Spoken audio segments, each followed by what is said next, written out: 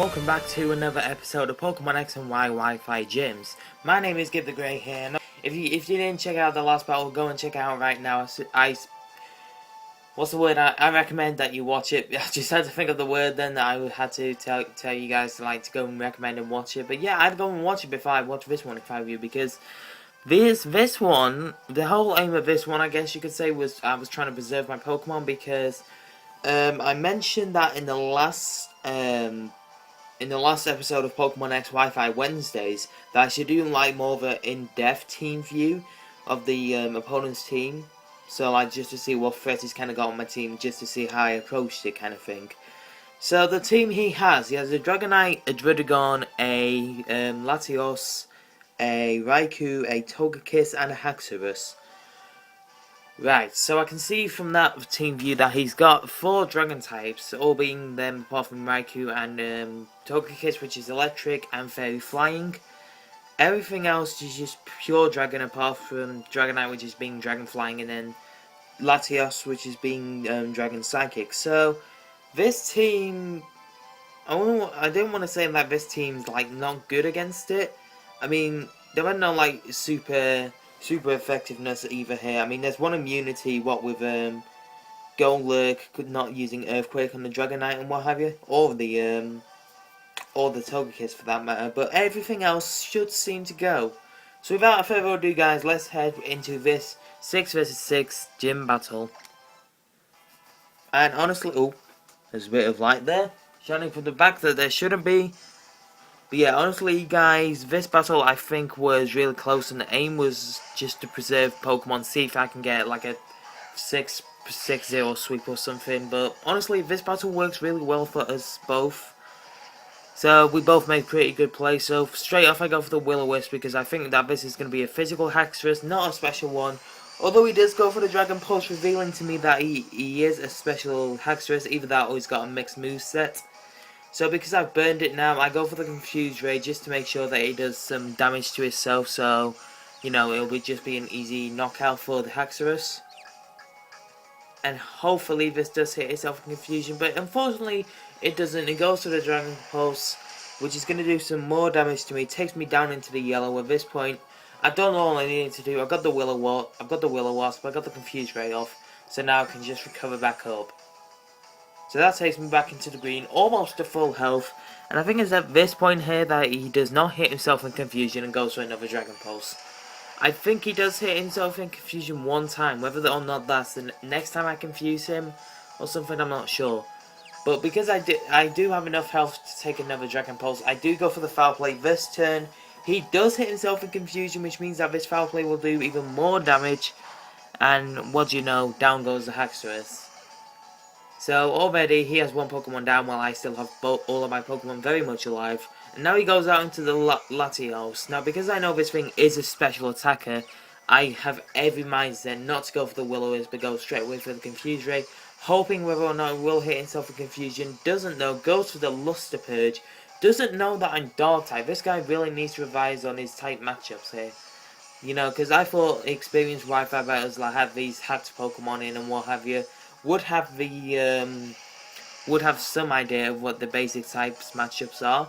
But that does a number to my Sableye, so I'm very thankful that it kind of lived on like 14 HP or something. But it does, I do go for the recover, because that Dragon Pulse really did a lot to me. So he's just going to keep on going for the Dragon Pulse, hoping to get a paralysis off. He does get the paralysis off this time round. And that spells bad news for my Sableye, because if it does get paralyzed while I'm running Prankster, you know, trying to stall it out with recover so the burn can take it down, there's going to be very bad news for my Sableye, because it's going to die one way or another if it does get paralysis.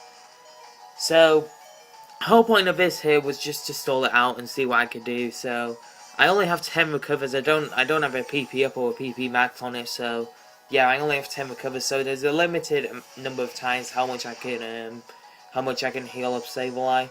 But yeah, with like 4 turns in now, and I had to do something. I couldn't just sit here and stall my way to my PP on recover when there's like, he's got 5 more Pokemon that's to send out yet.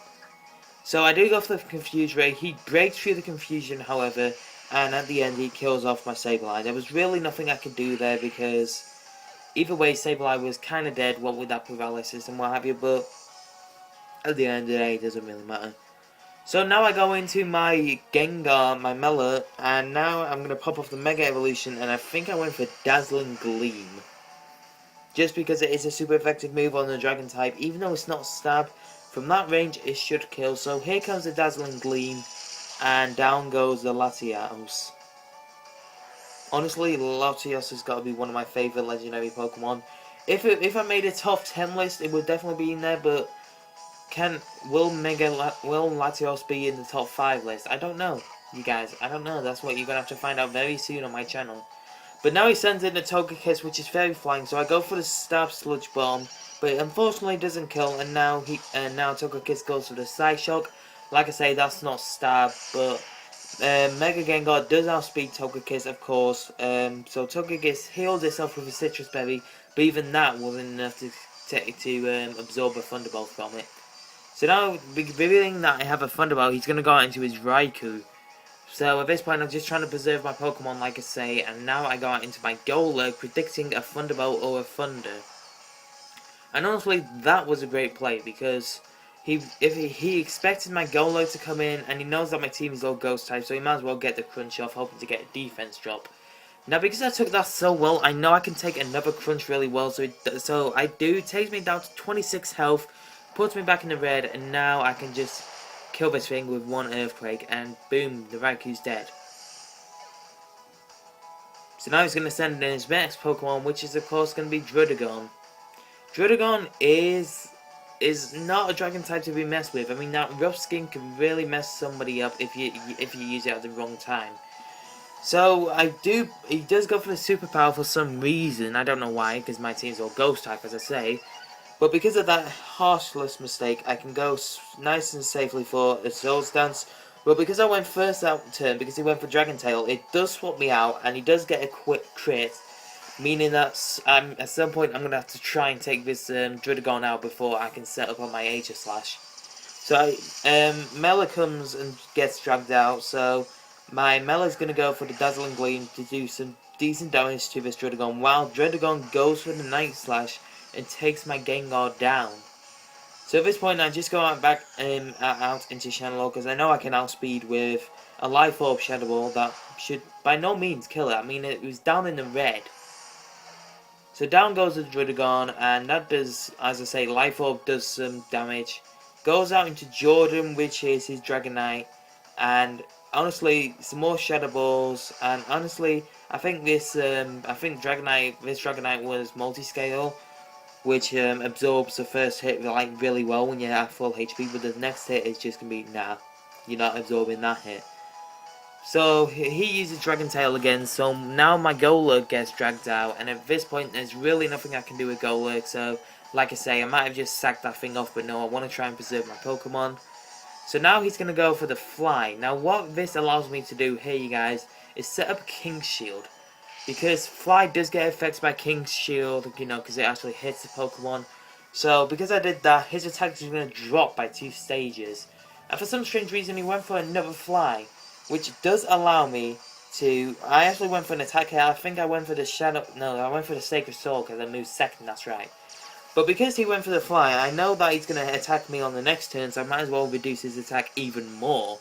So I do go for the King's Shield, plus a Fly when I'm in my Blade form probably would have hurt me anyway. So now he's at -4 attack. So I don't want to get set up because I do know this thing has Dragon Tail, so I might as well just go for the Sacred Sword. I mean, I know it's not Stab, and I actually did forget that Dragonite is flying. I mean, I can see those wings, but I didn't realize that. I didn't think at that time Dragonite was not flying. Just like, what the hell? So now I go out into my Drifblim, and I see that this Dragonite is packing Ice Beam.